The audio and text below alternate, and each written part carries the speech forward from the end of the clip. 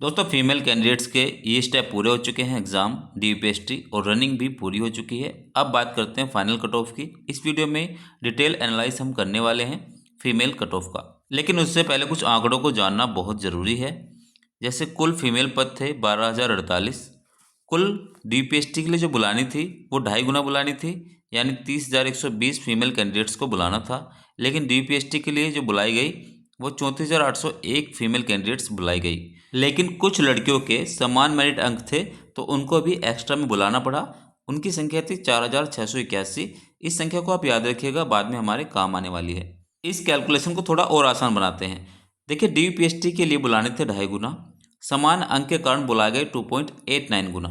अब 12,048 को 2.89 से गुना करें तो 34,818 फीमेल कैंडिडेट्स को डीपीएसटी के लिए बुलाया गया था। अगर 2.89 गुना से 2.5 गुना को माइनस करते हैं तो 0.39 गुना फीमेल कैंडिडेट्स को एक्स्ट्रा बुलाया गया। ये गुणांक हमने इसलिए निकाला जिससे सभी कैटेगरी की इतने गुना फीमेल कैंडिडेट्स को बाहर कर सके, क्योंकि ये वो कैंडिडेट्स हैं अगर मेरिट पॉइंट 1 नंबर भी बढ़ती है तो ये तुरंत बाहर हो जाएंगे, ये बॉर्डर पर हैं। अब पहले टोटल फीमेल कैंडिडेट्स की सीट्स को जान लेते हैं, टोटल कितनी सीट्स हैं। देखिए टोटल पद जो हमारे पास भर्ती में हैं, जनरल के 24,102, ईडब्ल्यूएस के 6,024, ओबीसी के 16,264, एससी कैटेगरी की बात करूं तो 12,650, एसटी कैटेगरी में 1,204 पद हैं। इसमें हमें फीमेल कैंडिडेट्स की टोटल सीट्स को जानना होगा, तभी हम मेरिट का सटीक विश्लेषण कर पाएंगे। देखिए टोटल 100% रिजर्व सीट्स में किस तरीके से डिवाइड किया जाता है ये जान लेते हैं। 68% मेल होते हैं ऑल कैटेगरीज में, 20% महिला होती हैं, 5% होमगार्ड, 5% एक्स सर्विसमैन और 2% फ्रीडम फाइटर। दोस्तों अगर हमें फीमेल कैंडिडेट्स को अलग करना है तो हमें 80% रिजर्व सीट्स को माइनस करना होगा 100 से। अगर 100 से 80 को माइनस करूँ तो 20% बचता है।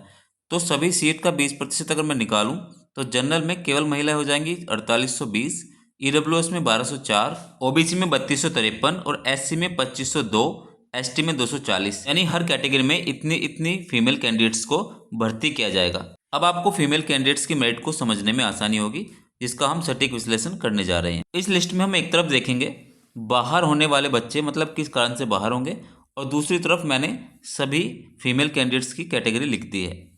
देखिए टोटल पद को जान लेते हैं पहले। जनरल के 4820, ईडब्ल्यूएस के 1204, ओबीसी के 3253, एससी के 2502 और एसटी के 240 पद हैं। अब डीपीएसटी के लिए 2.89 गुना बुलाए गए, तो टोटल कितने कैंडिडेट्स डीपीएसटी के लिए बुलाए गए।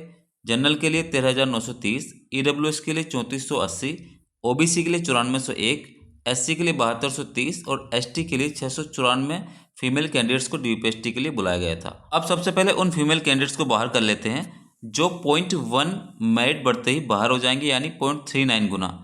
तो बाहर होने के बाद जो बचने वाली हैं वो होंगी जनरल में 12,050, ईडब्ल्यूएस में 3,010, ओबीसी में 8,132, एससी में 6,255 और एसटी में 600 फीमेल कैंडिडेट्स बचेंगी बाहर होने के बाद। अब डीपीएसटी में बाहर होने वाली फीमेल कैंडिडेट्स की बात कर लेते हैं। देखिए टोटल एवरेज जो था वो 8 से 9% था, लेकिन 4% हमने एब्सेंट को भी इसमें जोड़ लिया है, यानी टोटल 13% डीपीएसटी में फेल हुई हैं, यानी बाहर हुई हैं।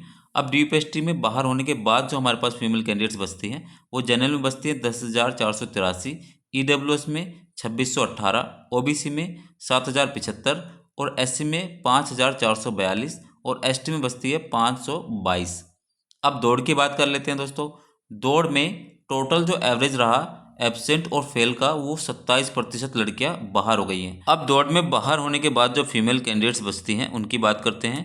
जनरल में बची हैं 7,230, ईडब्ल्यूएस में 1,806, ओबीसी में 4,880, एससी में 3,753 और एसटी में 360।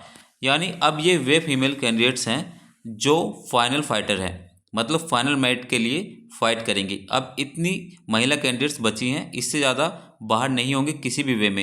ये मैंने टोटल जितनी भी बाहर हो सकती थी उनको बिल्कुल सटीक तरीके से बाहर कर दिया है। अब इस आंकड़े को और समझिए।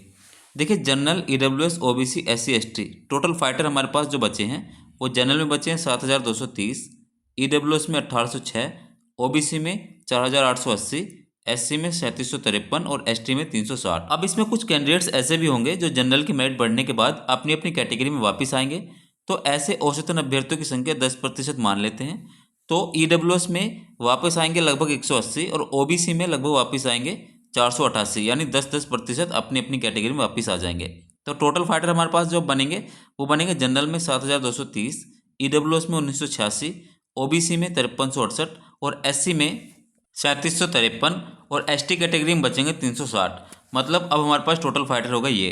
दोस्तों बात कर लेते हैं फाइनल में कितनी महिला कैंडिडेट्स किस कैटेगरी में बाहर होने वाली हैं। देखिए जनरल में टोटल फाइटर हमारे पास 7230 हैं, ईडब्ल्यूएस में 1986 हैं, ओबीसी में 5368 हैं, एससी में 3753 और एसटी में 360। अब देखिए टोटल सीट्स की बात करें तो 4880 जनरल के लिए है, ईडब्ल्यूएस में 1204, ओबीसी में 3253, एससी में 2502 और एसटी में 240। अगर हम टोटल फाइटर से सीट्स को माइनस करते हैं तो इतनी लड़कियां बाहर होंगी। जनरल में 2410 लगभग बाहर होंगी, ईडब्ल्यूएस में 782 लगभग बाहर होंगी, ओबीसी में 2115, एसटी में 1251 और एसटी में 120 लगभग लड़कियां बाहर हो जाएंगी। अब देखिए ये बात मैं आपको पहले ही समझा चुका हूँ किस तरीके से एनालाइज होता है। अगर आपके पास 41,520 और 49,568 फाइनल स्कोर की पीडीएफ है तो आप उसमें देखिएगा, जब आप एक नंबर से दूसरे नंबर पर सर्च करते हैं तो आपको पता लगता है कि उसमें कितने फीमेल कैंडिडेट्स किस कैटेगरी के हैं। लेकिन उस पीडीएफ में आपको ये भी ध्यान रखना होगा वो सिर्फ फाइनल मार्क्स की पीडीएफ है, मतलब जब फाइनल मेरिट लगी होगी तो उसमें लगभग दोगुने बच्चे रहे होंगे, तो आपको उन बच्चों को दोगुना करना होगा। तो जब मैंने एनालाइज किया तो पाया जनरल कैटेगरी में औसतन एक नंबर बढ़ाने पर 500 फीमेल कैंडिडेट्स बाहर हो जाती हैं, ईडब्ल्यूएस में 200, ओबीसी में 450, एससी में 250 और एसटी में लगभग 30 फीमेल कैंडिडेट्स बाहर हो जाती हैं। तो इस तरीके से अगर डिवाइड करें तो जनरल की मेरिट लगभग 3.5 से 4.5 नंबर बढ़ेगी, ईडब्ल्यूएस की 4 से 5 नंबर, ओबीसी की 5 से 6 नंबर, एससी की बात करो तो 4.5 से 5.5 नंबर और एसटी की लगभग 4 नंबर मेरिट बढ़ सकती है। दोस्तों ये विश्लेषण के आधार पर अनुमानित आंकड़े हैं तो थोड़ा ऊपर नीचे हो सकते हैं, इस बात का भी आप ध्यान रखिएगा। वीडियो अगर आपको थोड़ी भी इफेक्टिव लगी हो तो वीडियो को लाइक करके चैनल को सब्सक्राइब करके जरूर जाइएगा। इस वीडियो में सबसे ज़्यादा मेहनत हुई है। तो चलिए मिलते हैं कोई नई वीडियो में, तब तक के लिए जय हिंद जय भारत।